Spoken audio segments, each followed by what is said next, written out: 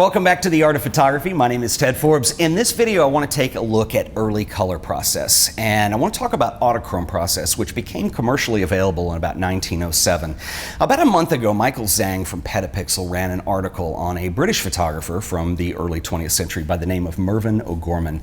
And Mervyn O'Gorman was a very interesting photographer and is really known best, I've never seen any of his other images, but he is very famous for this set of images that he did of his daughter Christina. They were shot in Autochrome, and there's a very haunting quality to them when you look at these images. The color is not reproduced to the true level that we're used to today with digital photography. This was, over 100 years ago. But what's really interesting about these are the way that that vivid red in her clothes pops out, and just this real nostalgic quality to these images. And he's really well known for this set of images, and it got me thinking, it's interesting because Autochrome came along a lot earlier than what most of us use as our point of reference for color photography.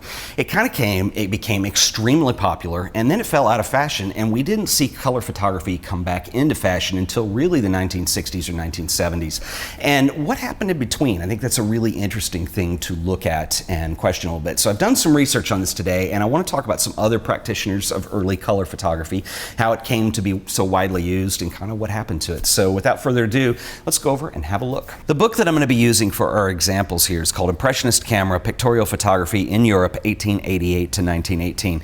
Of course, Pictorialism was a global phenomenon, really spearheaded by the photo secession in the United States, led by Alfred Stieglitz and Edward Steichen, but it was a global phenomenon. And if you're interested in pictorialism, this book is wonderful because it really deals with a very specific set of photographers coming out of Europe from that period. And I'm using this because the color photography in here is really wonderful. In fact, really the book is good throughout. There are a few greatest hits of pictorialism in here, but really not many. It explores a lot of images that I wasn't familiar with when I bought the book. It is out of print, unfortunately, but it is not a rare book. So if you keep your eyes open at used bookstores, might see if Powell's has a link. I know you can get it on Amazon. It's a little pricey there because it's out of print, but it is quite good, and I really recommend it. Anyway, I want to talk a little bit about pictorialism and color photography. We've talked about it a little bit on the show in the past, but I want to use these as examples because I think these are absolutely wonderful, and I want to tell the story of early color photography and how that came into play with pictorialism and all the artistic and cultural things going on at the turn of the 20th century here. And so anyway, these are all examples of what we call autochrome. And to give you a little bit of the story here, so autochrome is a mechanical process. It was basically you would go buy glass plates. So it was much like what we would do with film today, where you actually go buy something that is pre-made. And autochrome was released in the United States first, and Stieglitz and Steichen got a hold of some and absolutely fell in love with it. And they, being just champions of photography anyway, bought a bunch of it, and they were giving it away to their friends because they were so excited about this process. They wanted to get other people into using it. And so the story is they went that summer to Munich and then into Germany, Austria, and kind of did this trip through Europe, and met with people like Heinrich Kuhn, who became known for doing autochromes later, and that was his first exposure to it. Alvin Langdon Coburn fell in love with it and was using it. And so a lot of big name photographers got into it. By the time it was released in Europe, and I don't know the exact date on that, but I think it was around 1907, it was the craze, and pictorialists were all going crazy about monochrome.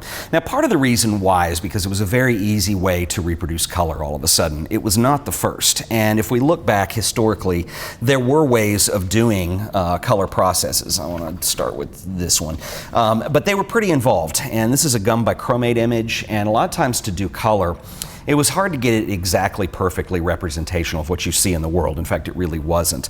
There were ways of layering it to do so, and of course, another very common technique that you saw was just using it as a tint in more of a monochrome type fashion. So you see this a lot with the blue tones, with sepia. There was some red toning that people did with images too.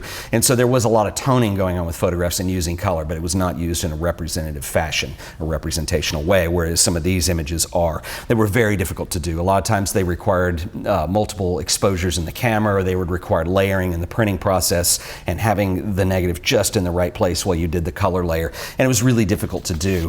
Some people were just extremely good at this and they were masters at it. This is an image, this is a carbon process, and again, it's multiple layers, and you start to see what is more realistic in terms of color. And maybe it's not perfectly realistic, but that interpretation of color, as you're making art, what it does psychologically, and these things are what drew people to color. So by the time Autochrome comes out, it's a process that's a lot easier to do. It's very accessible to a lot of photographers. There's not a whole lot to learn about it, and so really pretty early on you get a good feel for making color prints. And by today's standards, Autochrome is not what we see with color digital photography now.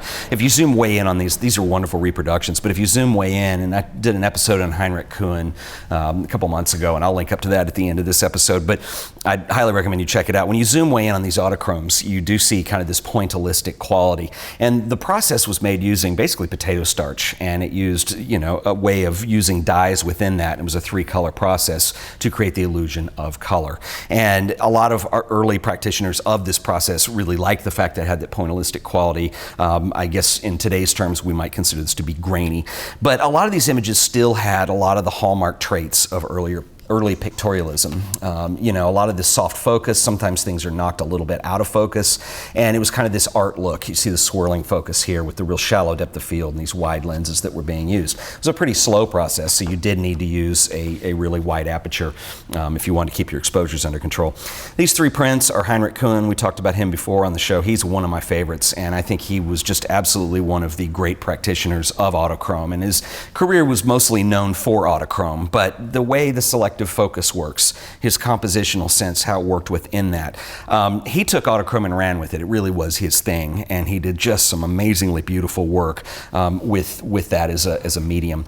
You can see too that we don't see the accurate color reproduction that we would be used to today with digital cameras, but for instance, this has kind of a red stain to it, and this landscape is kind of selectively colored in a sense. But what's interesting is that this early color, when we look at this now, and this is kind of the point I want to make, is that a lot of times, our point of reference or our area of focus is, what we've grown up with and what we're familiar with. For instance, I grew up in the age of 35 millimeter film. That was considered the professional standard, even though 35 millimeter film is really small, and in the early days it was considered an amateur format.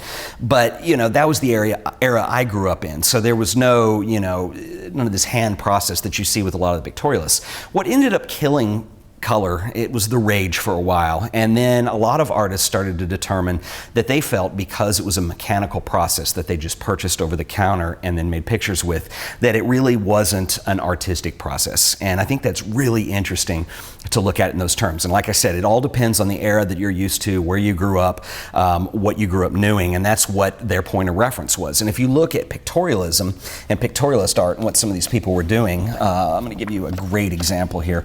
This is Robert Dumoncher, who was a French photographer, in fact probably one of the better known of the French pictorialists, and he had this amazing style where he would actually paint the emulsion on, and he'd do it in a way of manipulating. He was kind of this master of doing gum bichromate process and a lot of these things.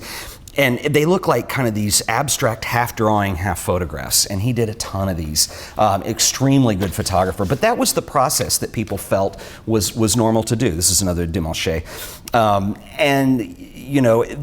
Today our point of reference makes this a little bit silly. It's kind of like saying you can't be a painter unless you're going to go out and mix your own pigments, which is a little bit ridiculous. But that was where photography was at that point, and that's where the pictorialists were coming from. And they were madly trying to get photography to be accepted as a fine art form. If you consider the invention of photography was done by scientists, and what made photography an art form is when you had people who were basically amateurs or hobbyists that came at it and started experimenting with it. And Dumoncher was definitely of that ilk. I mean, there are a lot of photographers that fall into that group, and that's what drove it as a process.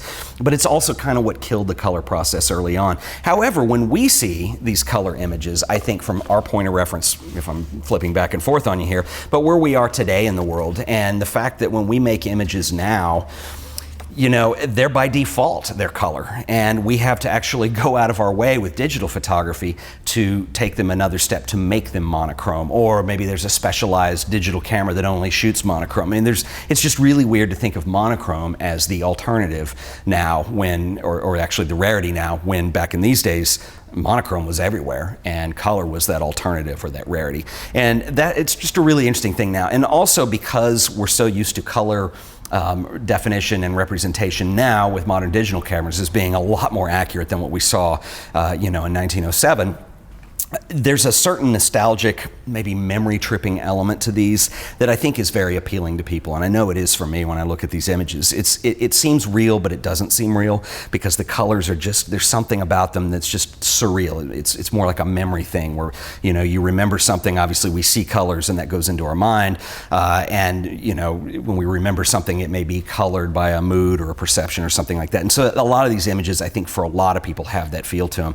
But this is a really interesting genre of photography, and particularly when you look at some of this early stuff. You know, Autochrome is long since gone, and it's just really interesting that because it was a mechanical innovation, people were so hyped about it at first, but then lost interest because it was mechanical and it was not something that came from the soul or came from you know, the mind of the artist, or maybe even more kind of strange in some ways, the labor of the artist. You weren't mixing your own chemicals. You weren't diving in and making the whole thing from scratch with your hands. And I think that was really important to these photographers at that time. Anyway, I will put a link to this in the show notes. It's worth looking for. Be patient. You can probably find it used if you like. I will give you a couple other recommendations as well. The Heinrich Kuhn book, and I said I'll link up to the show at the end of this one. Heinrich was amazing, and he really took Autochrome and ran with it. That was just became his deal, and he was so good at it. This one, The Perfect Photograph, is amazingly good. It is also out of print, but a little easier to find. And then one that is in print that is very good as well is this one, Heinrich Kuhn and His American Circle, which talks about his relationship with Stieglitz and Steichen. This was done by Neue Gallery in New York, which owns some of Kuhn's work, and are recommended if you're in the New York area. Definitely go check it out. Wonderful, wonderful museum, and they do some great stuff. So that is color photography, circa 1907. I want to take a second and give a shout out to our sponsor today, who are the awesome folks over at QuickBooks Self-Employed. If you are like me and you are self-employed or own a small business, you know that every year, and this is what I go through, tax time is a hair-pulling, nail-biting experience. And it's a lot of work, and it's not a lot of fun. I'm not an accountant. I'm a creative, and I make videos, and I shoot photos, and that's what I do best. And it's really difficult. I've always hired a CPA to help me do that, and even if you're hiring a CPA, which you should do, you still have to have some kind of tool to help you keep all the stuff together. You need to be able to track your expenses. You need to be able to track your income. And QuickBooks provides a really cool solution for that. And they have a product now that's catered specifically to people who are self-employed or run a small business. So come on over to the computer and I want to show you this. They have basically two plans with this service. They have a self-employed plan and a small business plan. There's a couple dollars difference between the two. But they will allow you to do things like keep track of your income, keep track of your expenses. Is something a business expense or is it a personal expense? What can you deduct? What is depreciable? It allows you to track all your income and expenses, as well as link up with your bank accounts and your credit cards, so you can track everything there as well. If you file quarterly, which a lot of people do, it'll help you estimate what that cost is to file quarterly. The small business plan allows you to do a couple extra things that are really nice for some people. So if you have any kind of transactions to keep track of, or if you need to do any invoicing of clients, you can all do it all from QuickBooks, which is very, very cool. I'm going to give you a special link here so you can try it out absolutely free. And what you want to do is go to the following link, and I'll put this in the show notes as well if you just want to click on it, but it is tryselfemployed.com/AOP. That is tryselfemployed.com/AOP. That will get you a free 30-day trial of QuickBooks. And anyway, I think you're really going to like it. Go try it out. It's absolutely free, and see if it's right for you. I want to give a special shout out and special thanks to the folks at QuickBooks for sponsoring another episode of The Art of Photography. Early color photography, to me, is a really interesting subject, and as I mentioned, it's something that came very much into vogue, was the rage for a very short period of time, then kind of went away, and wasn't until much later that it came back.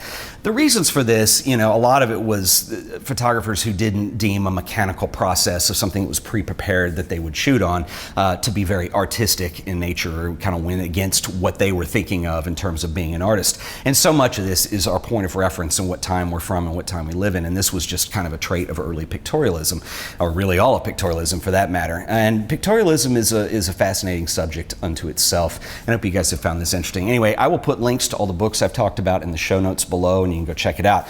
On that note, I want to mention one other thing, and it has to do with the Art of Photography website, with the show's website.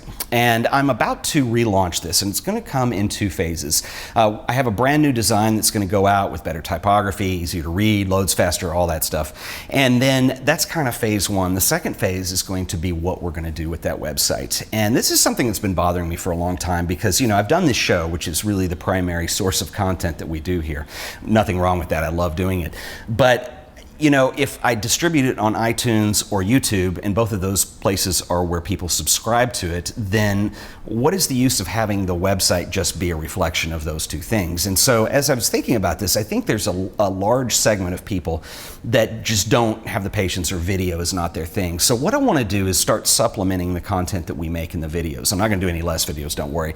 We're going to still make videos, but what I want to do is when I talk about color photography or pictorialism or something like that, I want to be able to point you to an article that will be a wonderful resource of images and further study, other links and resources and other things you can learn. And I think that would be a really nice extension to what we're doing here. So basically what I want to do is be able to extend this out past just doing a video every week. So stay tuned with that. In the next couple days, I'm just going to kind of do a soft launch on it, because websites are hard to relaunch when you get to where you have as much content as we have on here. Part of me really wants to start churning out new stuff, but we're not there yet. I need to do the redesign first, and then we're going to get there. So, you know, stay up with that as we move into the coming weeks, because I'm going to have some really cool stuff for you guys to check out there. So I hope you find that of interest. And as always, if you enjoyed this video, remember to hit the like button and share it with all your friends. We need to spread the word about the art of photography. And anyway, subscribe so you get all the future updates and videos, and you stay up to date with the latest and greatest stuff, all free of charge, of course. So hit the subscribe button, hit the like button.